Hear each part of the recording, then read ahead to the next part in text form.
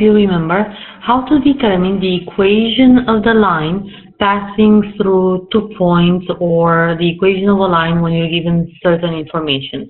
What I want you to remember, when you hear the notion of equation of the line, please do not confuse it with the term length of the line. The equation of the line has to trigger the formula y equals mx plus b.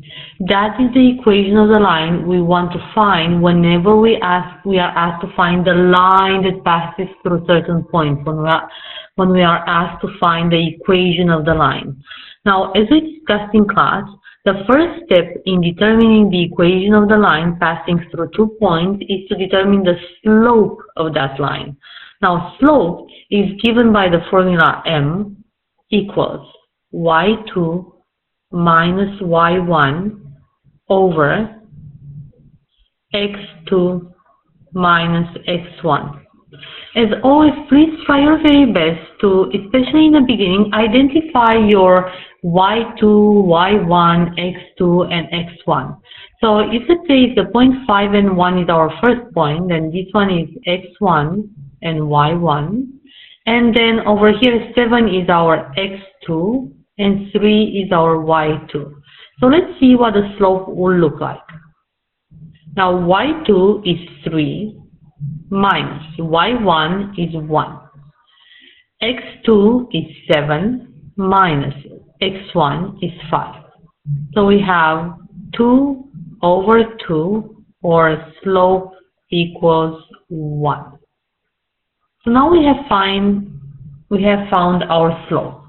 In step number 2, since the equation of the line is y equals mx plus b, I do know points, so I can always substitute the x and the y from any of the given points. And I do know now the slope.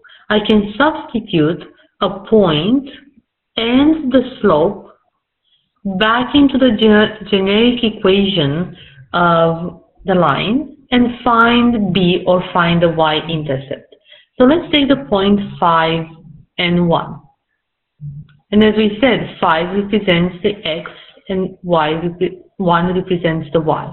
What does it mean to substitute them back in the equation? Wherever we see y, we're going to substitute it with 1 equals. Instead of m, I'm going to use the slope that we found, which was 1, times, instead of the x, I'm going to use the x in the point, which was 5, plus b. So 1 minus 5 equals b, or b equals negative 4. Now that I know both my slope and my y-intercept, I can state that the equation of the line looks like y equals x minus 4. In our second example, we have a line that passes through a point A with the coordinates 2 and 4 and has a slope of 3. Now, if we're looking over here on the left-hand side, we have 2 points, and in order to get to the equation of the line, we first have to calculate the slope and then the y-intercept. In this case, I have a point, but I'm also given the slope.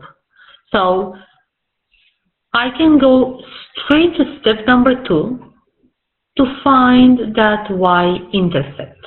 So if I use my point 2 and 4, in the generic equation y equals mx plus b, y is 4 equals m, or slope, is 3. So 3 times x, which is 2, plus b. We have 4 minus 6 equals b, or negative 2 equals b. And that is the y-intercept of this line. So now we can say that the equation of the line is y equals 3x minus 2. In class, we have done some variations to this application problem if lines are perpendicular or on one another or parallel to one another. Please review those examples in class and always think about what you know and what can you find out.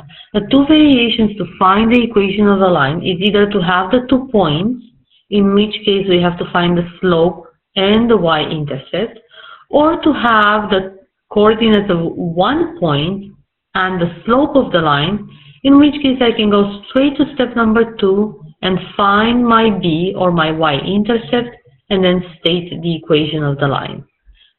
You need to practice this specific topic in analytic geometry since it is very useful in finding the equation of medians and altitudes later on in the unit. And I really hope it helps having this video to review at home what we have discussed in class.